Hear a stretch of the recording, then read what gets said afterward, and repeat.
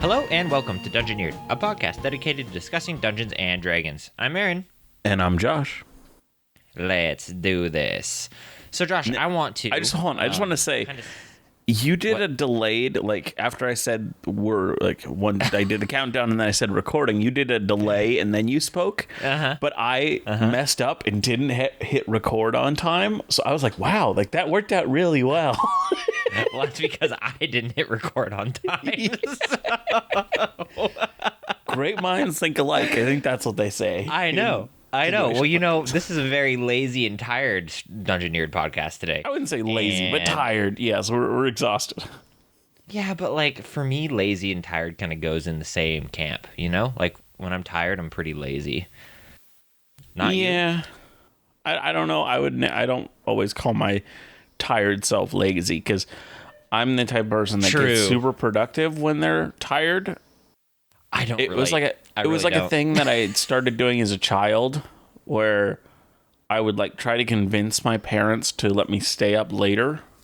So I'd be like, I'll vacuum, I'll do these other things, like, and so I just get productive at night now, which is not a great time to be productive. But well, I was talking with Chris yesterday, one of my roommates, and he was like, yeah, everybody in this household is a night owl except for you, because I religiously go to bed at like 9, and last night we had a really long walk that we went on, and it was like 1:30 in the morning before we came in, and I was like, oh, why did I do this to myself?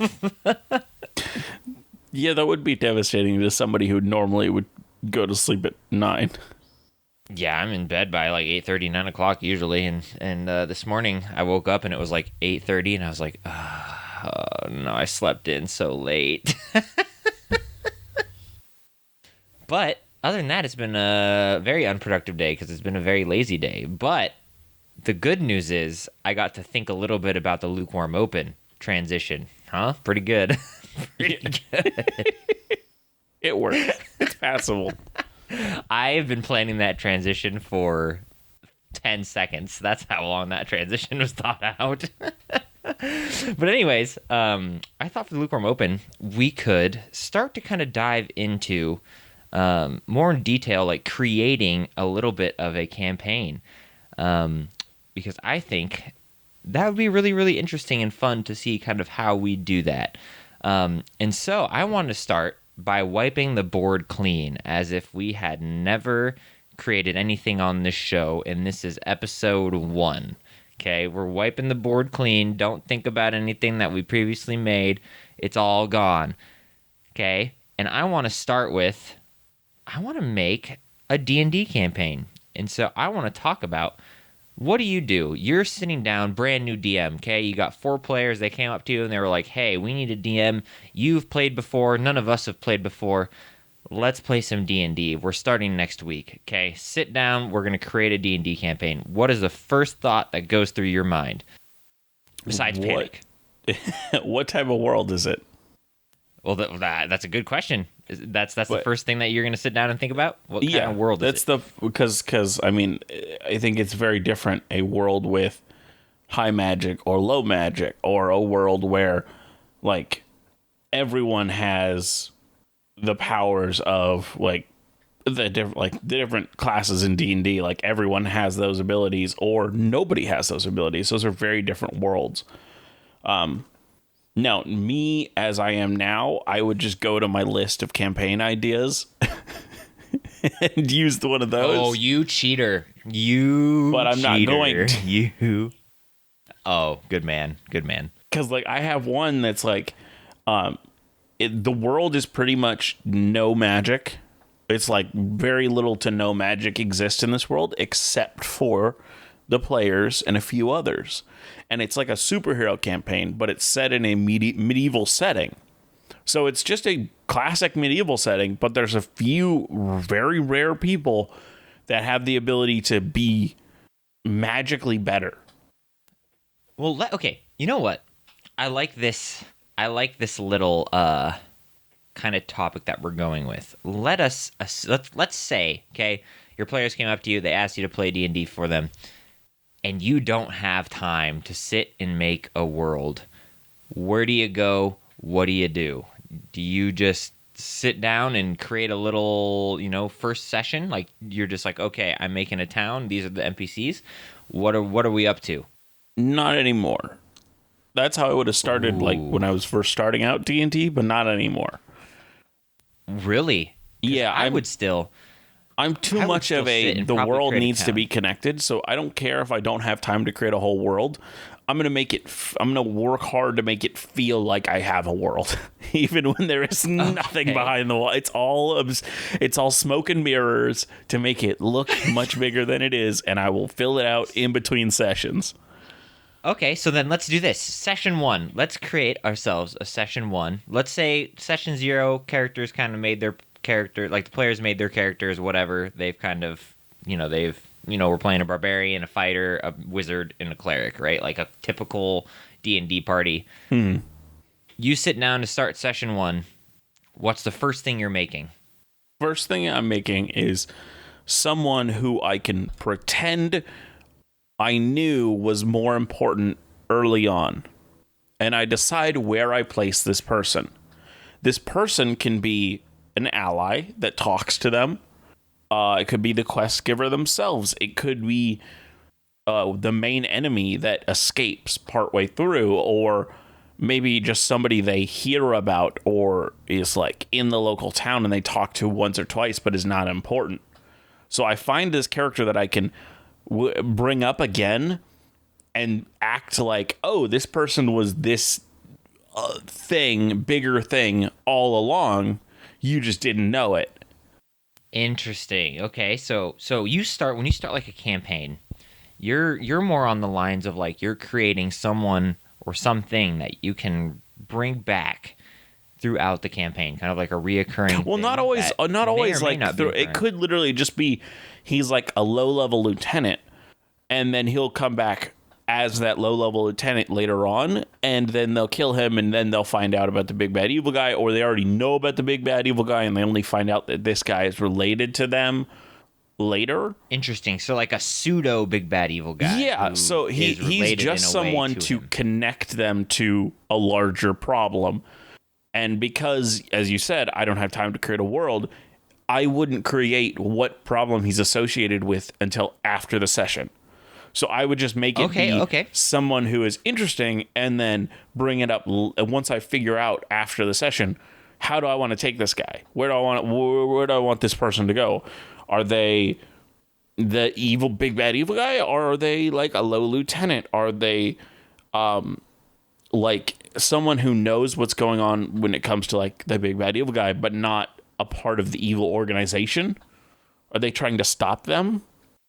Okay, so let's do this. When I sit down and do a session 1 D&D campaign, my first immediate thought is, how am I going to get the players to all be in the same area? Because for me, I don't like you all start knowing each other very much. It's really easy to do, and it'd probably be really good for a situation like this, because it's like, you have a little bit of, you don't have very much time to plan and to make these backstories and things like that. But when I am starting a campaign, I obviously always try and figure out how the heck I'm going to get the players to work together. So let's do this for some interesting little fun. Let's create a scenario for a session 1 with this kind of lieutenant mixed into it. Okay, obviously we're running low on time for the Lukewarm Open, but let's create like a little opening scenario where we see a low-level party get together and meet this NPC. Sound good? Yeah. So what type of scenario then do you see our players kind of interacting This with? is a weird... So you're sitting down. This is a pseudo... Let's make this session. ...thing that we've kind of gone with and I together before. But we never really made No. I'm actually going into something right now. Oh, cool. Yep, do it. So it's sort of like the opening of our first campaign with Chris. Okay. In that one, your character, Caecilius, was being chased by slavers and we just kind of were people on the street and saw this happening, and we're like, hey, what's going on? Like, each of us stopped it in our own, like, stepped in our own way. Right. So what I would have it be is I would have it be the rogue, or like whoever would be kind of the thief of the party, is running away from something, whether it's like something silly or like the town guard trying to kill them or whatever. And instead of having it be the party that steps in, have it be this lieutenant guy. Ooh, and have him have what this lieutenant person does is pretty much just be like, they're like they vouch for the party member, and just and because they have such status with the guard, or whether they're because they're so powerfully villainous or they're on their side, doesn't matter. But something about this person, the guards are immediately like, "Oh, sorry, sir, we didn't know they were associated with. We're sorry." I like this. I think this is a really clever. Yeah, because then you literally can have the character leave. That is the only interaction they need with that lieutenant character at all for this time period. But they immediately are like, "Who the heck was that guy? What?" So I think what would be really fun and really interesting is we take this situation and we go, okay, so session 1, we need the players to get into a situation, or a player to get into a situation. This, like, you know, big bad evil guy, big bad evil guy who knows possibly the big bad evil guy or has plans. He needs to step in and help the party in a way, kind of give them this false sense of he may be a good guy, right? So I think what we would do is, for this situation, I would probably start in like a small town maybe, okay? And perhaps there is some sort of, like you were saying earlier, this character is either running from something, and as he's in the town, the party ends up coming to his rescue, and they end up like damaging a bunch of stuff or killing stuff that maybe could get them into trouble. So if we take a step back and we look at other campaigns, right, and you see like Critical Role, when they started campaign 2, they had the whole first arc was kind of somewhat revolved a little bit like this, because they end up fighting this devil toad in spoilers, by the way. They end up fighting this, fighting this entity that they kind of get in trouble for fighting for. And so I like the idea of they get in this fight in this town with it.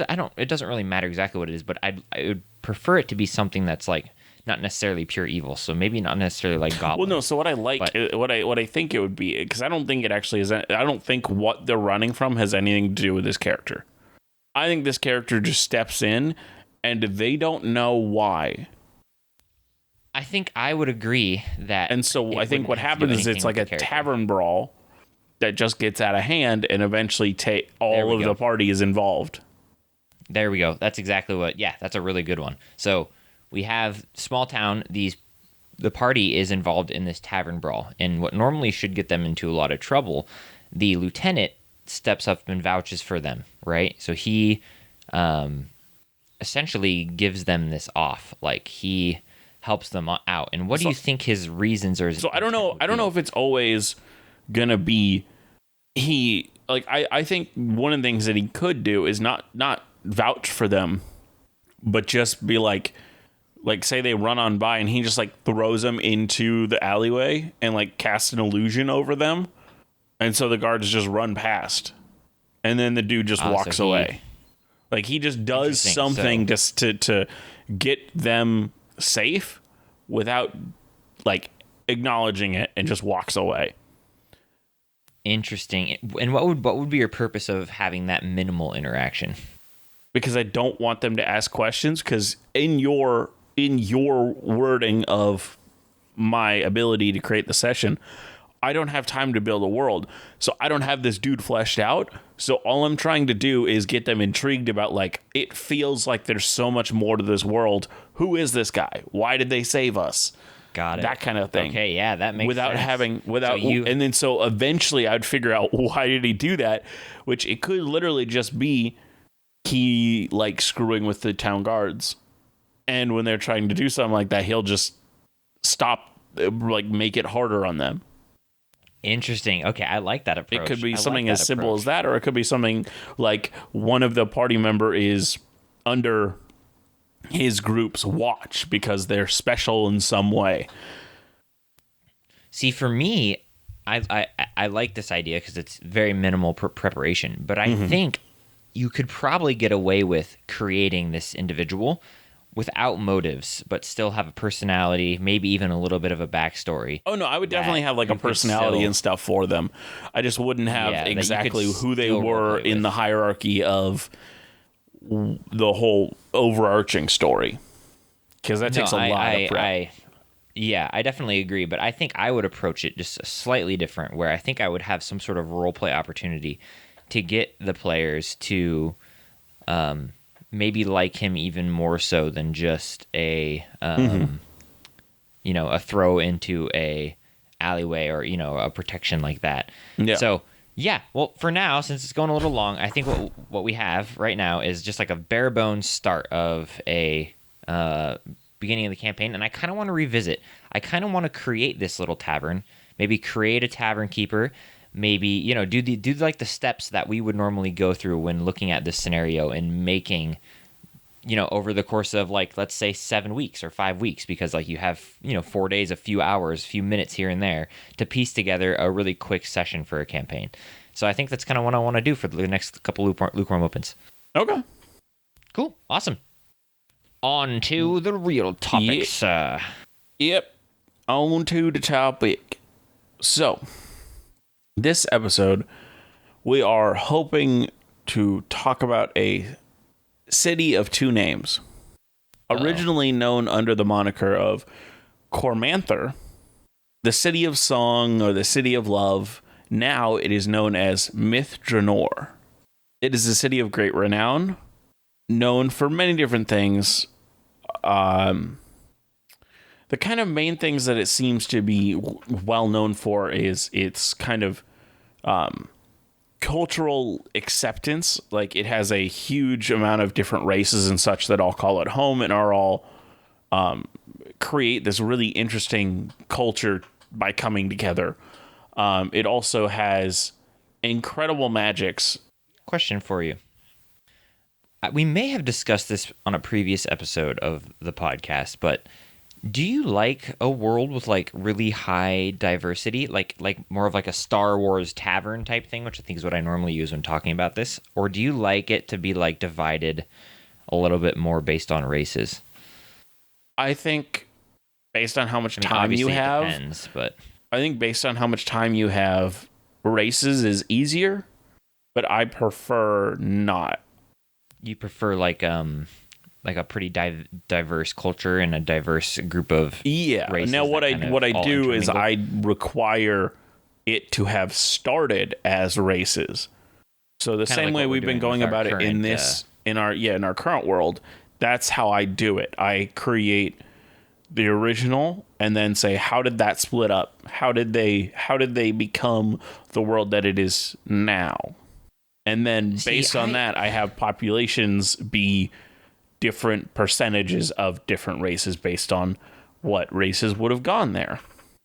Yeah, I think I've always, since I was a little kid, because when I was a little kid, my dad always would take me to like movies like Lord of the Rings or like Star Wars and stuff like that. So as a kid, especially Star Wars, when I used to watch those movies and you see a very classic tavern scene where there's just so many strange and different races, and the main characters are kind of overwhelmed about it. For some reason, that has always captured my interest. And so what I love to do is, which I think this is probably a little bit what you kind of like to do as well, is I love to create a world that has a mixture of both, in a sense that the players and stuff are often around these not very diverse locations. So you have settlements of humans and cities of elves and things like that, but peppered throughout the world are melting pots where all the races have gathered together in a crime-ridden city, or all the races have gathered together in a a utopia.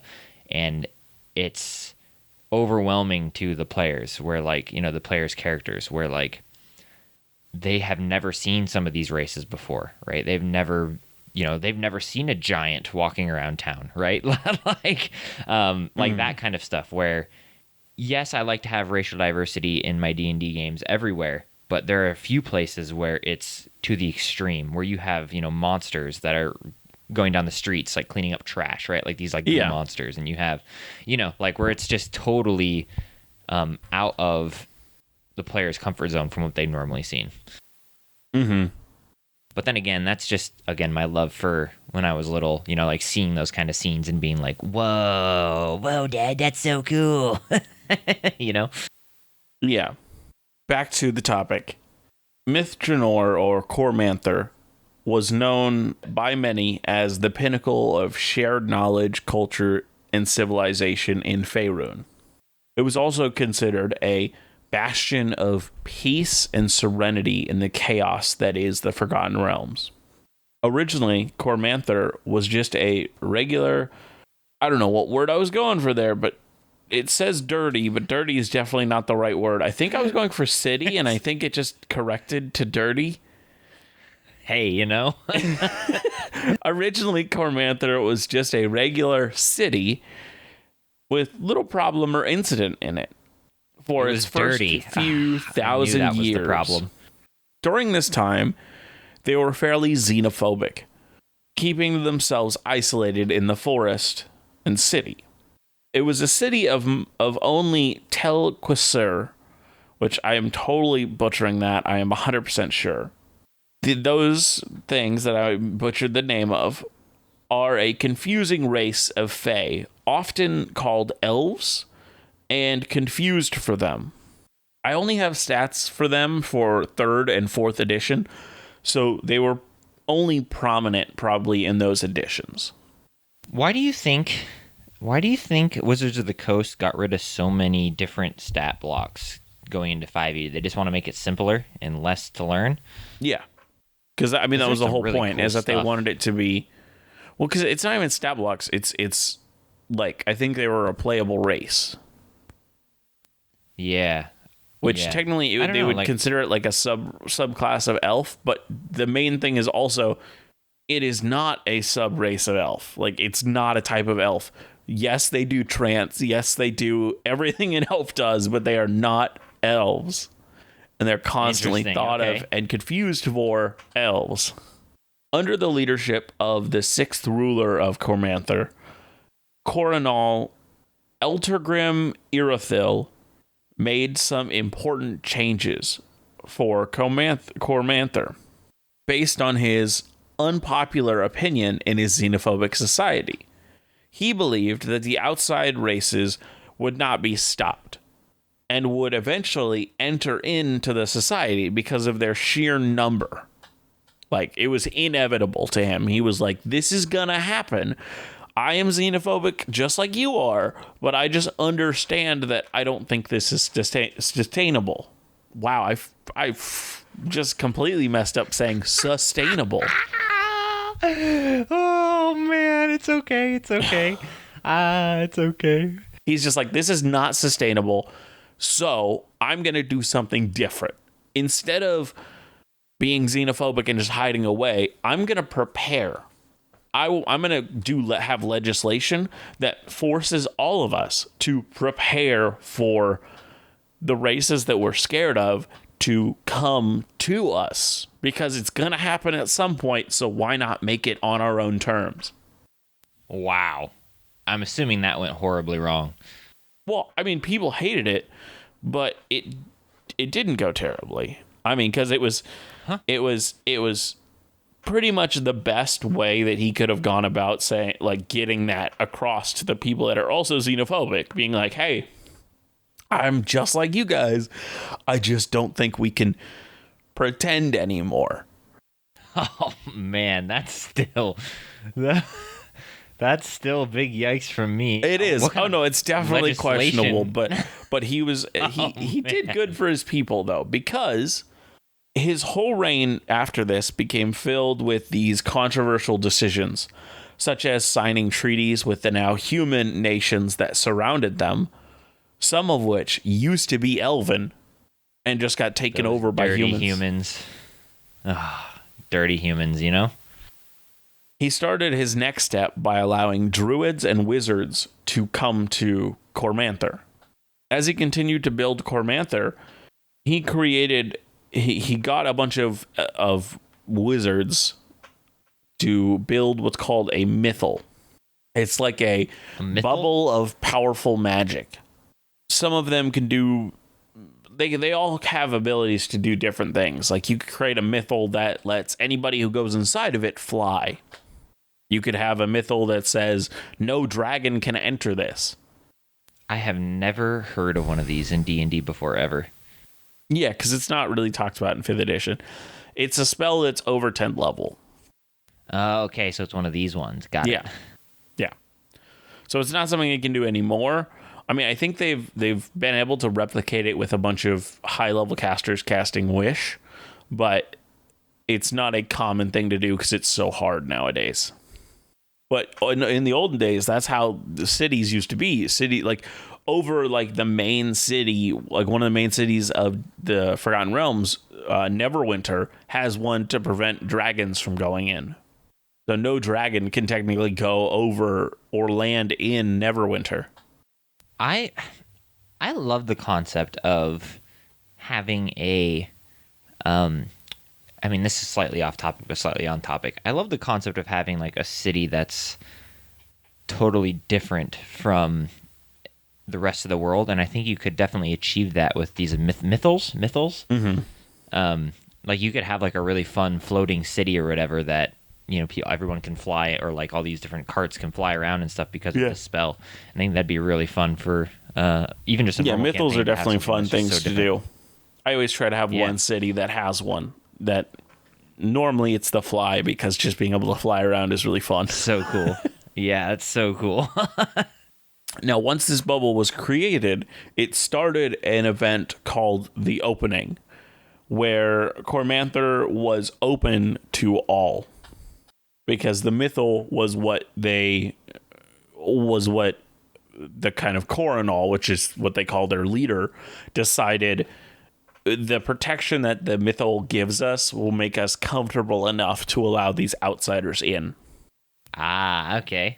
Along with this, with the creation of this mythal, he changed the name of the city to Myth Drannor.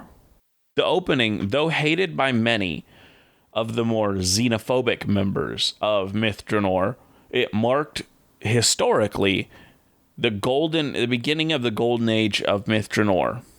Now, surprisingly, the city, after 400 years, began to truly embrace all of the races and a sense of unity among them. At this point is where it kind of gained most of its reputation for being a city of unity and serenity and peace and knowledge, community, and culture. Which is hilarious that the city that was like super xenophobic became known as one of the great melting pots of culture. So, yeah, why... Okay, maybe I missed something. Why did it change its name exactly? I don't know why he changed the name. I think he just... So the name is partly named after the people who create mythals. Right, yeah, I think As it's a shortened myth. But I don't know exactly why he changed the name. I don't know. I think it was just kind of like a rebranding. Rebranding. Yeah, exactly. Like we're no longer X, Y, and Z. We are brand new. Mm-hmm. Now, at this point, life was good, but Eltergrim Irithyll, the leader of Cormanthyr, dies with no clear succession. Uh-oh. People with possible claims, like Eltergrim's niece, are suddenly dead. Oh no, this is suspicious. Yeah, oh definitely. Arave, the court mage, also disappears. And confusion and different attempts to again, I don't know what I was writing here. Confusion and different attempts to establish a leadership fail over the next 6 years. And in the year 667 DR, Chevale Ildasur created the Council of 12, a group of nobles. Councils are never good. A group of nobles and representatives of all of the races living in Myth Drannor. Through this council, they tried to figure out how the governance should work in the city.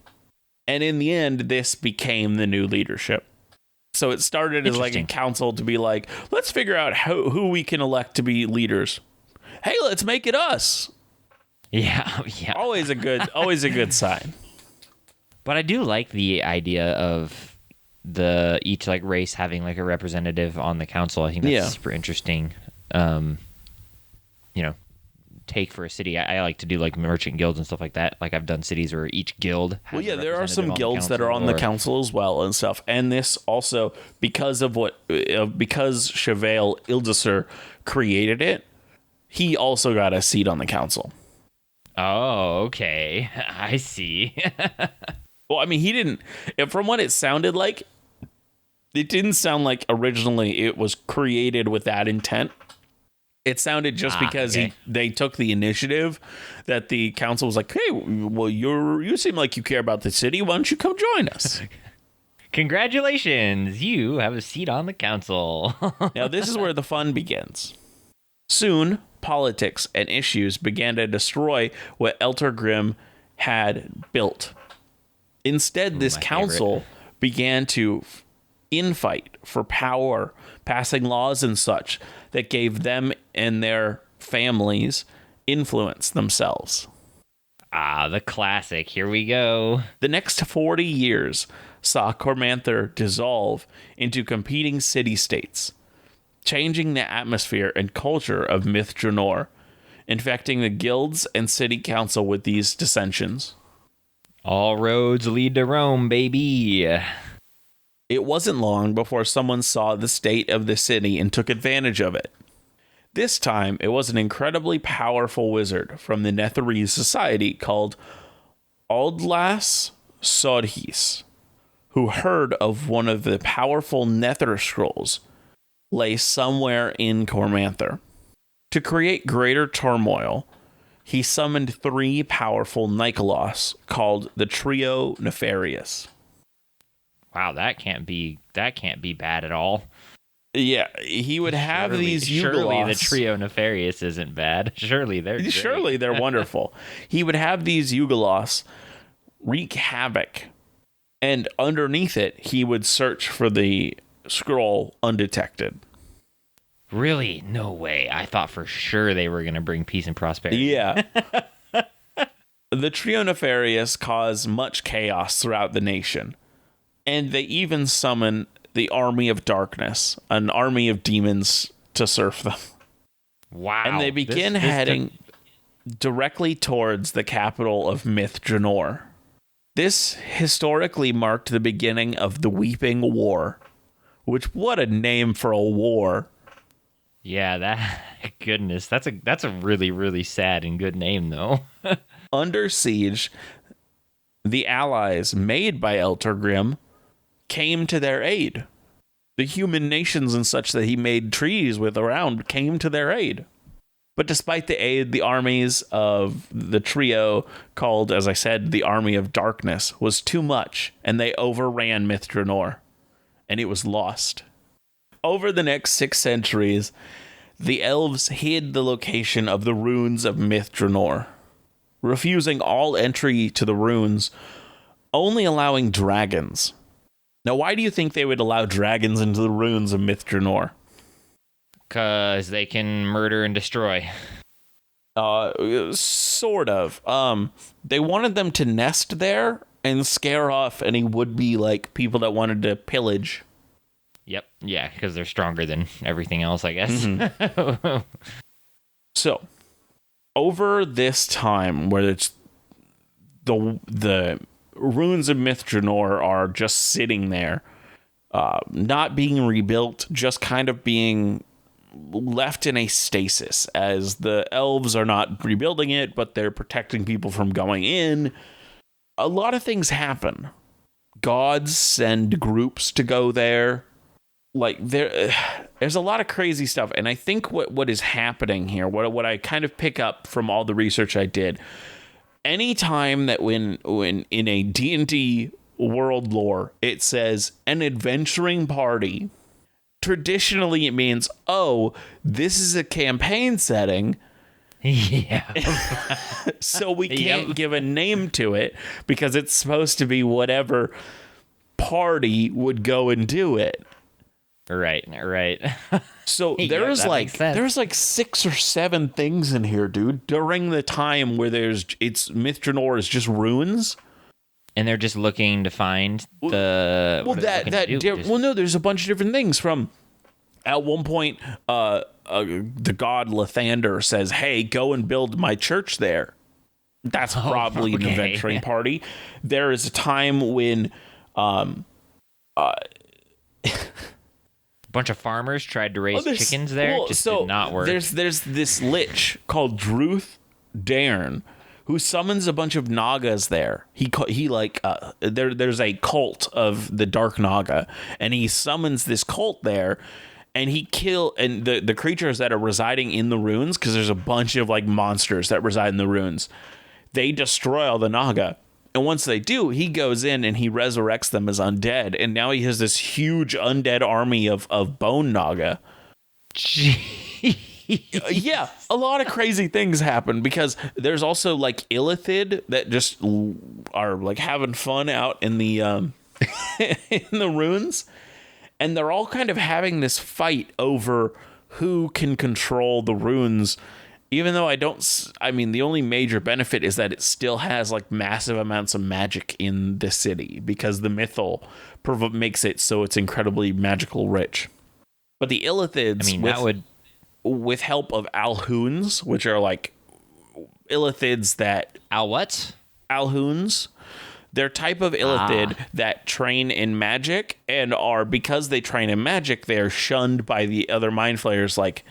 What? Your psionics are not enough? We hate you. You have disgraced our society.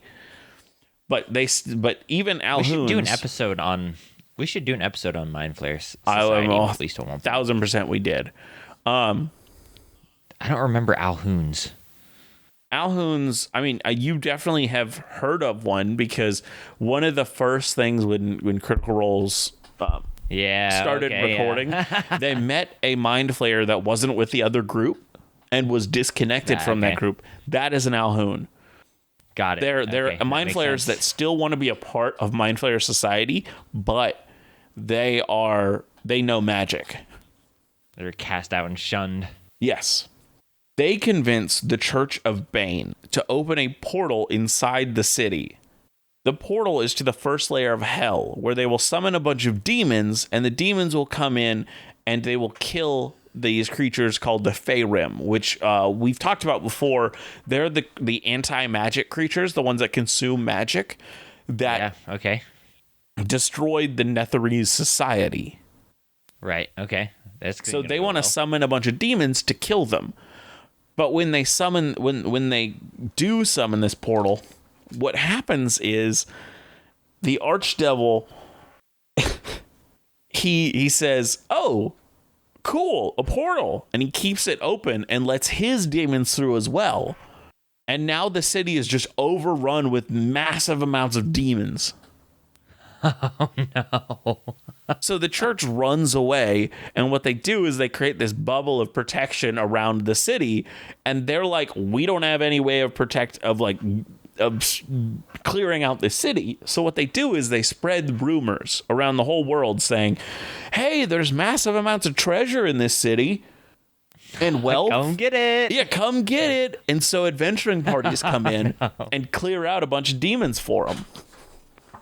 Oh, no. Now, during this time, there's even more campaign settings that happen. This city's a nightmare. But I'm going to end it now because we went super long. But I'll end it with this. That's because there's so much more to talk about this city. It's very interesting. Yeah, no. In a time in the world lore, the Netherese eventually return to the world when they do so, they destroy the people that destroyed them. So they destroy the Faerûn. They destroy even the Faerûn that are in Myth Drannor. They also help save Myth Drannor, because at one point, these creatures called Daemon Fae overthrow all the monsters, all the humans and humanoids in Myth Drannor, and forcibly take it all over. When this happens, it's like a rallying cry to all the elves that left Myth Drannor. Because I skipped over it, but there was a time called like the retreat, where all of them headed like way out, way far away from this city, almost like running away. And this is like a rallying cry, and they all come back and just trample the Daemon Fae, and start rebuilding the city again. So do they currently reside in the city now? Yes. Is that who? Yes, currently elves or the Tel Kasir take over and are once again controlling the city. Interesting. Wow. Okay. Yeah, a lot of crazy. There was so many more things that I was like, I had to skip around my notes to make this go quicker, because I was like, we're running out of time. Yeah. So I think it'd be super interesting to run a campaign around a city like that. I think that'd be super fun. It would be. And I think what we should do right now is we should create a city of world renown. And I think the first thing we need to do is think about why it is world renowned. So we want to create a city that is world renowned and give a reason for why it's world renowned. That should be easy, right? Easy peasy lemon squeezy. So when do we want this to take place? Because we've been kind of creating gods and things like that, and humanoid creations from their own thoughts. How do we want this city to be established? What happens in this city? Where do we want it to be, I guess, is another really important one. Do we want this to be in the time of when the races are kind of like separate? I think that it gets renown. I have an idea. Yeah, what's up? What if this is the city that's like lasted through time? And what I mean by that is it is, at least according to modern history, one of the oldest and first cities ever created. And it is one of the only cities that survived when our like version of like, when the magic and stuff, when the creation energy exploded. It's one of the only cities that survived. And it's kind of renowned for surviving through that time. Interesting. And now, is this like the city that has really a mythal history? It definitely could. Yeah, that could be. And that's how it survived. Very interesting. Yeah, I like that. I think that's a good idea, but is there any other way that we see a city surviving this like explosion or like this, no. I mean, unless we did the classic, a wizard moved the city and made it fly, and now it flies around the world as a beacon of creation and I mean, you could do what the Netherese did, where Tholtenthar literally teleported itself to the Shadowfell, and then once the problems were over, it teleported itself back. It had some difficulty doing so, but it eventually did.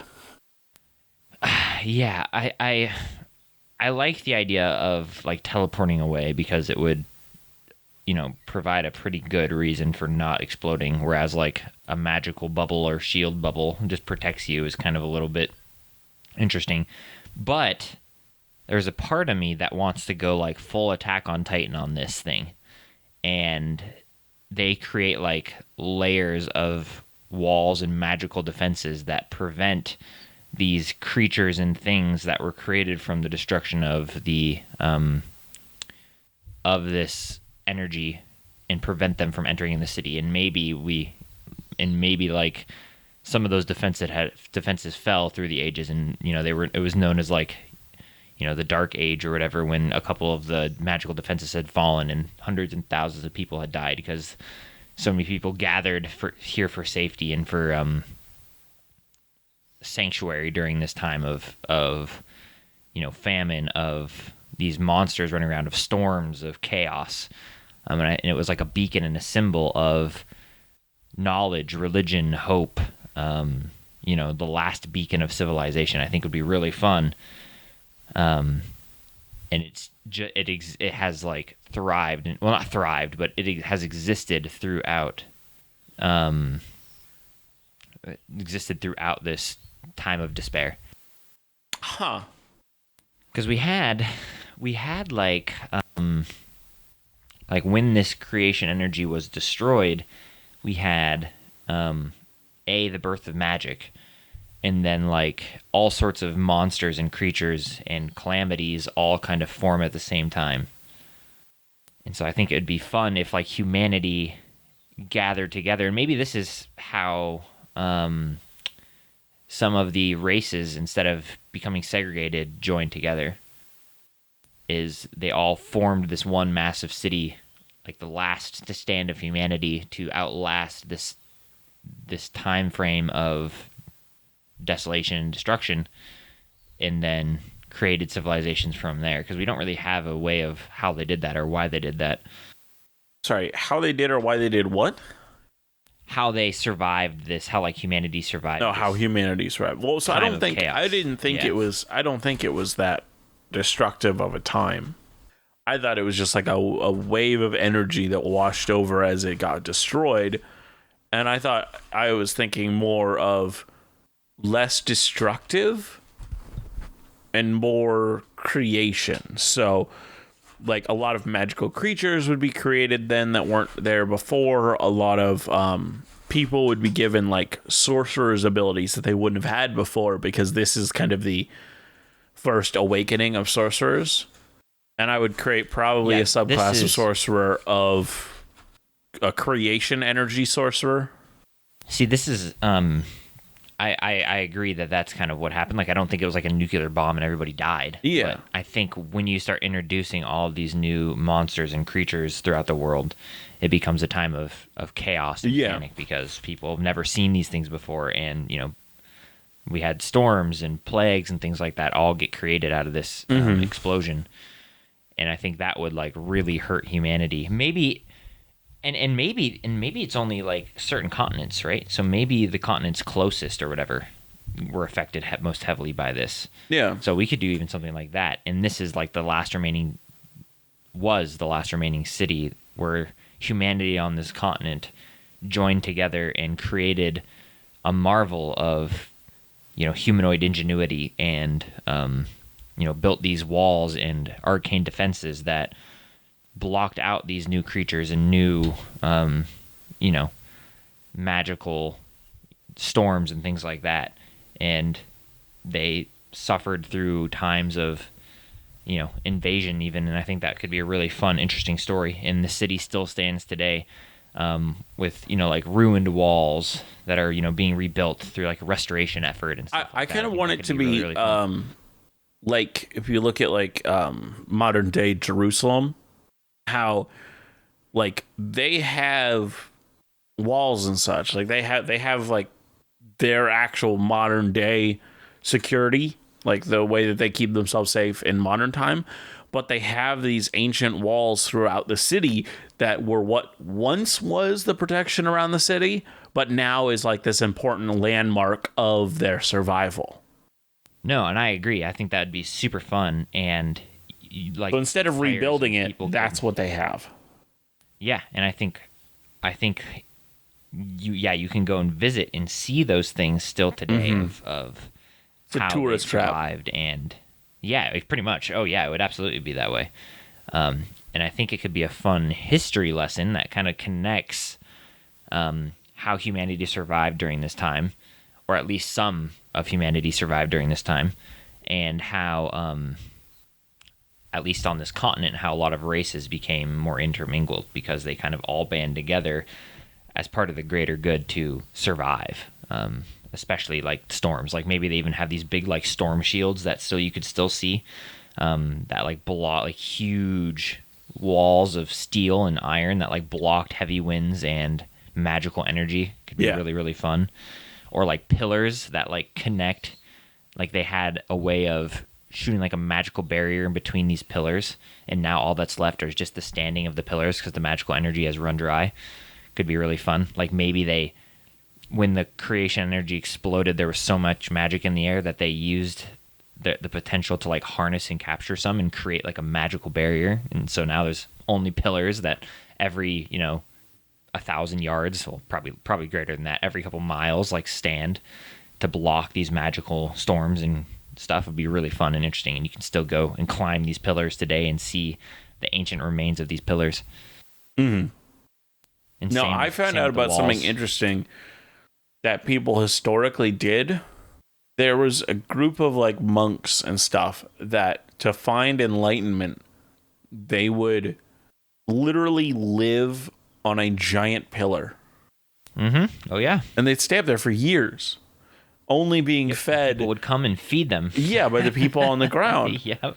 And then they would just they would just meditate and just think. That was what are their those whole monks thing. Called? They have a name. I should know it. Oh, they're famous, but I can't remember. And like I think that on top of these, I think they have people worshiping the gods of protection. I think people come here like kind of like as a sort of mecca to worship the gods of protection, because even though like not everybody who survived because they lived here, there was a huge amount of them that did survive because they were here. So they kind of think of this place as where the gods protected humanity from destruction. Like where the reason why they still exist is because the gods protected them here. Yeah, no, I love that. And I think I like the idea that each continent that split during this time had its own way of surviving. And so I like the idea of this continent built this massive city and defensive structures that protected its entire humanity within the walls and within these magical like structures. Mm-hmm. And so they're now seen as a symbol to the gods of protection for protecting this, this group of humanity. And we can talk about the varying success. Was this successful? Was this very successful? Was it partially successful? Was there massive collapses and tons of people died? Was it very successful and hardly anybody died? Like, was it the most successful out of all of the attempts to save humanity? And that's why it's seen as a place of protection still, or what? Mm-hmm. I like that. I think it'd be fun. Yeah, and I think it'd be fun to do some more lukewarm opens or not lukewarm opens, but topics of, different cities, different locations, different magical things that protected people, and we go like a few continents that show them how they survived, like kind of create how they survived this portion of history. Mm-hmm. Yeah. Do you like the idea of one of the gods of protection sacrificing themselves here and like creating part of this magical barrier and shield? Sorry, say it again. I was like, do you like the idea of one of the gods of protection sacrificing themselves here and creating part of the magical barrier and shield? No, because I think I don't either. Because one of the things that we created is that the reason why it exploded is because the gods literally exploded it themselves because they didn't want anybody creating more gods. So I don't think I think this is all false, and like they give the gods worship for this, even though the gods, if anything, did the opposite. Right. And so I think I agree for sure. Yeah, so I think they still do this worshiping and stuff, but I don't think that the gods earned it. Unless we created a trickster god who made up the story of himself, he sacrificed himself as this protection god, and so these guys, one of the gods worshipped here is actually not a god of protection, and instead is a god of like tricks, and they worship like a supposed dead god, but he's alive and he's just a god of tricks, and that's how he gets his support and worship. I love the concept, but I don't think I like it here, though. No. Here, can I have a little twist on this? Yeah, do it. Yeah. I think the majority of the gods of protection are almost ashamed of what they did nowadays. So I think even though they're like they care about their followers and stuff and want to protect them, they kind of have a hard time looking at this city. So they kind of try to, like, they say like, oh yeah, but they just ignore it. They don't actually look at it. And because of that, because they don't actually look, that is how the trickster god got in there and put himself as a god of protection. So they're worshiping that god. And because the gods are ashamed to look upon their failure, they didn't notice him sneak in. I like that. I think that's super interesting. Yeah, I like that a lot. I also like the idea that this city knows the reason behind it, and they stand as like an opposition to the gods, and they rely on humanity and humanoid ingenuity to defend their city still. I do like that concept as well. Where like I like to think that like the Lord place. And like the higher ups know it, but they don't wanna like, they understand the importance of the gods now. They understand that they do good things now. But because I mean they do realize that they don't care about this city, so they do, as you say, purely protect it on their own merits. Yeah, I think I don't know. I don't know exactly where I stand on, if this is a godless place, but it could be fun to explore like the idea within D&D that there's like an entire city that was successful because they said screw the gods for like betraying us, and they've created this whole entire place where gods aren't worshipped, which would be totally different than most places in D&D. So it could be fun, not because they don't believe they don't exist, but because they believe they were they don't care about. They believe they were like slighted by the gods, right? So I think that is cool, but I don't think it's here. Okay. Yeah. I like the worship of protection gods on these pillars, I think, more than I like the idea of a non-religious city.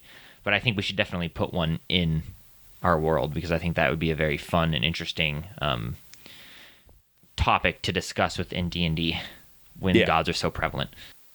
So, this city, it's got all these protective measures that are all dead and dormant because they don't work anymore, but they're treated as ancient ruins, and like how we treat like ancient Greece and some of their architecture and stuff. And so in doing so, it's become a tourist area that tourists love to go to and see.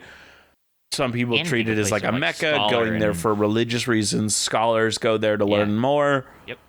But the higher ups know what the gods did, or at least have learned, and don't want to do anything because maybe it's a corruption thing. Maybe they don't do anything about it because they make so much money as a tourist trap that they're like, we can't let that out. All our like business, their entire identity of their city, is built around. Yeah, so it's partially like the identity, it's partially the hope people have in it. But I think a part that they don't want to say, but is very true, is that they also are very nervous of losing the incomes that they have. Yeah, I like that. I think. But if they get asked, it's going to be the other two. It would be, but we can't destroy the hope that these people have and stuff like that. Yeah, I like that idea. That or at least a few of the people who rule over the city, maybe it's like a council. At least a few of the people that are on the council, maybe even are like scholars and wizards who have like kept these logs and times of the history of how humanity was betrayed, and maybe they know about it. I like the idea of some of them knowing about it, and like the ones that do and they think that way are vocal about it, but they're kind of shunned by society. So maybe there's like a council of 50 people or whatever, and like 10 maybe are like opposed to the gods and actively I like to think of them as an even smaller minority. Yeah. So say it's a council of 50, there's like 3 of them. Yeah, no, I think I like. Yeah, I was saying 10 just as a basic arbitrary number, but I like a very small minority of people, and they're kind of shunned as outcasts within society because it's such a heavily religious and heavily heavily based so heavily on belief of these protection gods. And so I think that could be a fun little thing that, party can explore, all sorts of stuff that brings drama to the city. Yeah, and then maybe they get told and they have to figure out what they want to do with it. Are they going to release it to the world? Is that going to do any good? What's the benefits of that? And then maybe people go and like tell them their side of why they haven't told, and other people are like, I'm trying to tell, or they threaten my family, or like whatever. Well, it could even be a fun, maybe if you, when people are making their characters, you can, as a DM, often help guide the character process and influence the character creation process. So maybe even if like a cleric was from here who worshipped one of these gods, maybe you could do like a little arc where there's like a crisis of belief and faith because of these, people who are here. Maybe they come back to this city and they learn about these things that these gods did, and maybe there's like a little moment of like, oh no, do I still want to worship these gods or not? Like, so it could be a really fun and interesting thing if you just threw a little twist in there. Yeah. Well, I think that's going to do it for episode 84 of Dungeoneered. Woohoo! Thank you all for listening. And if you listen to us on any podcasting apps that have ratings and review, it really helps if you write a review of the show.